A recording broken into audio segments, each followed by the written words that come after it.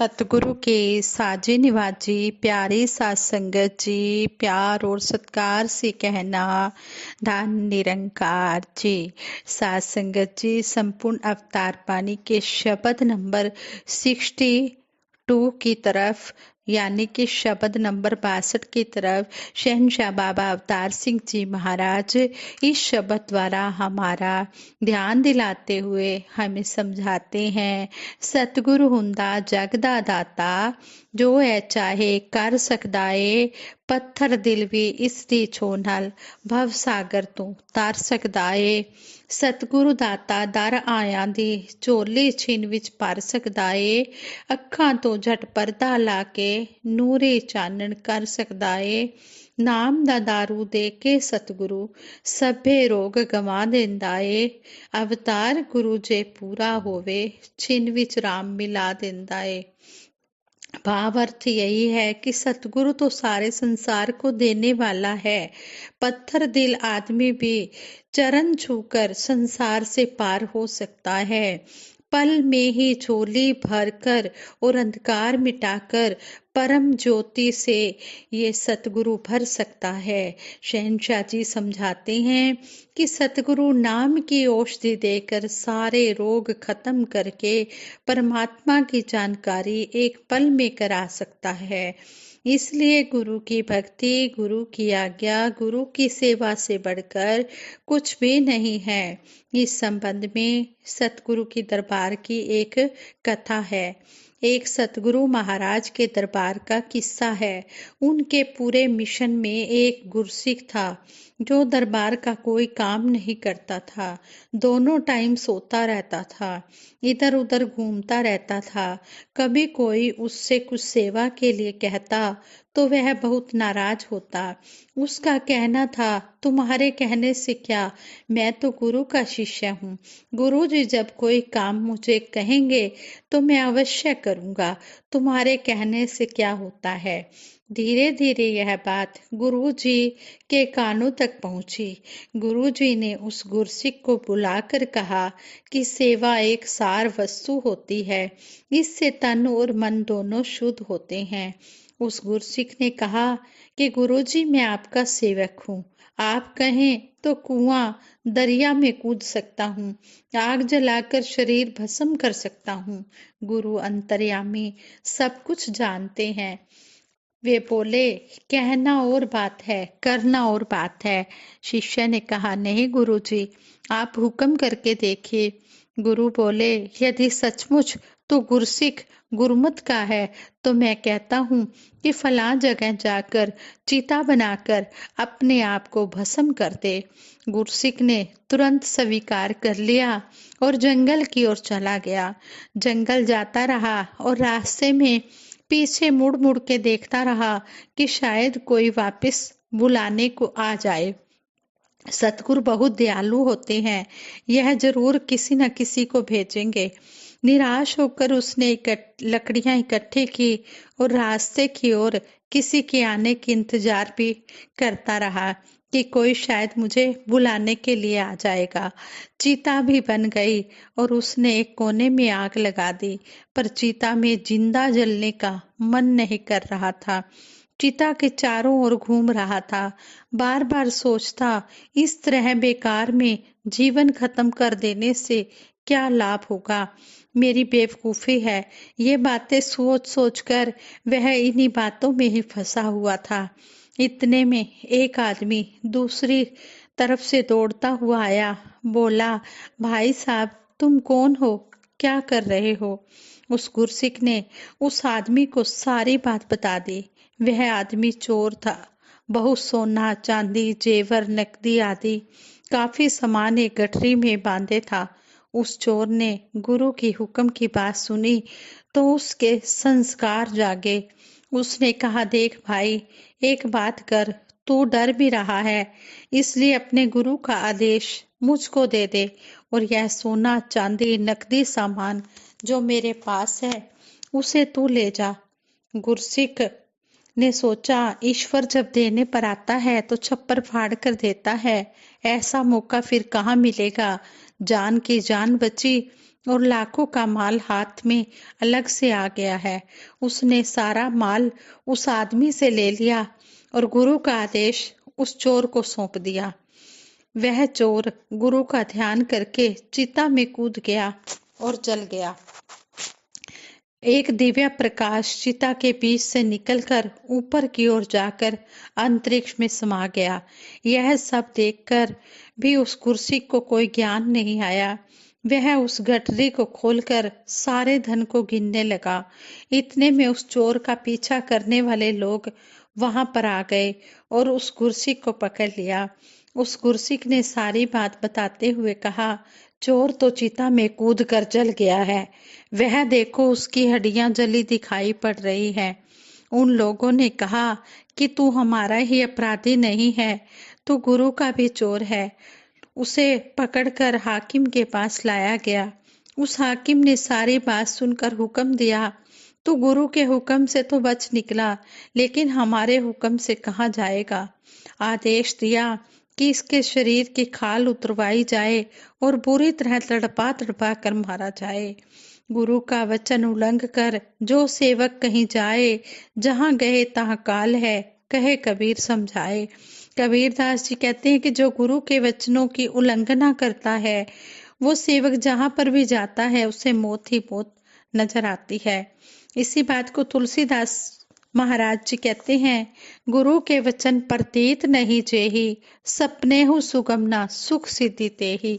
कहते हैं कि जो गुरु के वचनों पर नहीं मान चलता है, गुरु के वचनों को नहीं मानता है, उसे सपने में भी कभी सुख प्राप्त नहीं हो सकता।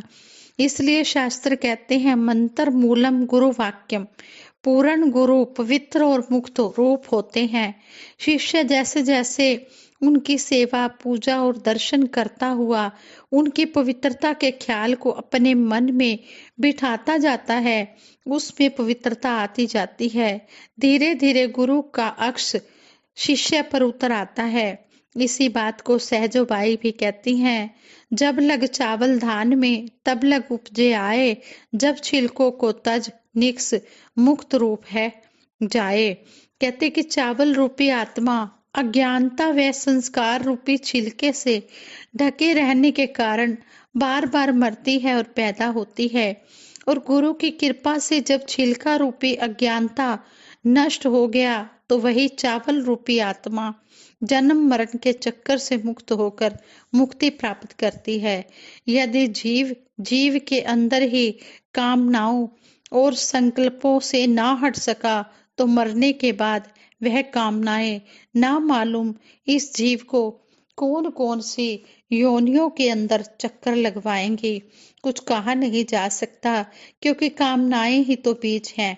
जैसे एक बीज से उनके बीज उत्पन्न होकर फिर अनेक बीज अनेक पेड़ बन जाते हैं, उसी प्रकार एक कामना के अंदर लाखों करोड़ों योनियों का बीज मौजूद रहता है। इसकी जड़ को ना काटा गया तो मरने के पीछे उसका कटना कभी संभव नहीं हो सकता। इसलिए मुक्ति जब होगी इस जीव के अंदर होगी। भाव यह है कि मुक्ति का दूसरा नाम वितराग है। यह जीवन में जीते जी होकर शेष जीवन इसी भाव में होकर जीना है। सहजोबाई जी कहते हैं, सहजो जग में यो रहो, ज्यो जीवा मुख माए, घीव घना भक्षण करे तो भी चिकनी ना है। भाव यह है कि जिस प्रकार जल में रहता हुआ कमल जल से अलग रहता है, जल छूते हुए भी नहीं छूता है, जल देखते हुए भी नहीं टच करता है, और मुर्गावी पक्षी जल से ही मछली निकाल कर शिकार करती है और उसके पंख पर पानी का कोई प्रभाव नहीं पड़ता। इस प्रकार अपने ध्यान को जो शब्द गुरु से प्राप्त है उसको नाम से जोड़कर उसको परमात्मा में हाजिर नाजिर इस परम पिता परमात्मा के ध्यान में लगाना है, इसी का सिमरन करना है। तू ही निरंकार, मैं तेरी शरणा, मैनू बख्श लो। सहजोबाई के विचार हैं कि जिस प्रकार यह जीव घी खाते हुए भी चिकनाई का प्रभाव ग्रहण नहीं करती, यानी चिकनाई जीभ को चीकना नहीं बनाती है।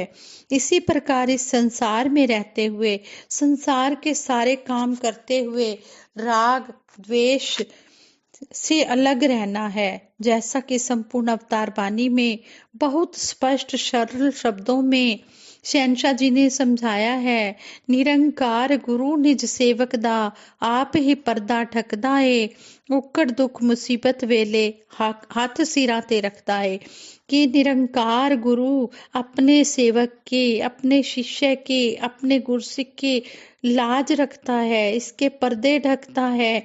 हर मुसीबत में ये हर समय साथ खड़ा है, सिर पे हाथ रखता है और उस मुसीबत से अपने शिष्य को बचाता है। ए वडियाइयां वंडन वाला, दास नू इज्जत देंदा है, अपना नाम जपण दी एहो दास नू हिम्मत देंदा है। सतगुरु निरंकार की कृपा से ही ये सब कुछ मिलता है, मान इज्जत मिलती है, और यही सिमरन करने की भी, सेवा करने की भी, सत्संग करने की भी शक्ति देता है। मालिक सेवक दी ही हरदम इज्जत ते पत रखता है। मालिक ये सतगुरु निरंकार हर समय अपने शिष्य की इज्जत रखता है, उसकी लाज हर जगह बचाता है। मालिक अपने सेवक ते ही पल पल रहमत करता है। सतगुरु निरंकार अपने सेवक के ऊपर हर पल रहमत करता है। इस मालिक दे सेवक दा ही रुतबा सब तो आला है, इस मालिक दा सेवक हुंदा सब दुनिया तो बाला है। जो सतगुरु निरंकार का गुरसिख होता है, वो कहते हैं कि संसार में सबसे न्यारा होता है, और सतगुरु के निरंकार के मन में बसा होता है, इसलिए हर जगह उसको इज्जत मान मिलती है। हर जगह हर दुख मुसीबत से ये परमपिता परमात्मा उसको बचा लेता है। जिस सेवक नु मालिक बख्शे महिमा ओदी अपरपार, कहे अवतार हुक्म मनोदा तर सकदा एक कुल संसार। शहंशाह जी ने सारे ही शब्द का सारांश बता दिया है कि गुरु के वचन को जो गुरसिख मानता चला जाएगा, कहते हैं कि ये सतगुरु निरंकार उसकी हर जगह इज्जत पत तो रखेगा ही, उसके गुण भी सारे संसार गाएगा, और सतगुरु की तरह ही उस गुरसिख की पूजा भी होती चली जाएगी। इस तरह संपूर्ण अवतार वाणी के शब्द नंबर 95 में ये समझाया गया है कि हमने सतगुरु के वचनों को मानना है। सतगुरु, अगर हम सुख पाना चाहते हैं, अगर हम सतगुरु के चरणों में जुड़े रहना चाहते हैं, तो सतगुरु के हर हुक्म को मानते चले जाएं। जब सतगुरु निरंकार ये कहे कि ये दिन नहीं रात है, तुमने रात ही मानना है। हमने कभी भी किसी भी बात में किंतु परंतु नहीं करने हैं। गुरु वचनों को मान के मन से जो सेवा की जाती है, सबसे उत्तम सबसे ऊंची वो सेवा कहलाती है। संपूर्ण अवतार वाणी में भी, संपूर्ण हरदेव वाणी में भी सतगुरु बाबा हरदेव सिंह जी महाराज इस शब्द की ओर ध्यान दिलाते हुए हमें समझा रहे हैं कि जो गुरु के वचनों को मान लेता है, वही सबसे उत्तम सबसे ऊंची सेवा होती है। गुरु को तुम मानुष नहीं जानो, पार ब्रह्म परमेश्वर मानो। गुरु को मनुष्य नहीं जानना, गुरु तो पार ब्रह्म पिता परमात्मा है। गुरु ईश्वर में भेद ना कोई, ईश्वर रूप गुरु है सोई। गुरु ईश्वर में कोई भेद नहीं है, यही ईश्वर है, यही गुरु है। अलख अगम अनंत अनूपा, सो प्रभु जानो गुरु के रूप। ये अलख है जिसकी लखता नहीं की जा सकती, ये अगम है, अनंत है, जिसका कोई आदि नहीं अंत नहीं। ये परमपिता परमात्मा ऐसा हमें मिला है, ये असीम है, जिसको किसी सीमा में नहीं बांधा जा सकता, जिसका कोई आर नहीं है, पार नहीं है। ये अनंत है, बेअंत है, मेरा मालिक सच्चा पातशाह। हम हर पल इसके ही गुण गाते चले जाएं, ऐसा हमें परमपिता परमात्मा मिला है। हम इसका हर पल शुक्राना भी करते चले जाएं, और जो भी गुरु का हुक्म आए उसको मानते चले जाएं।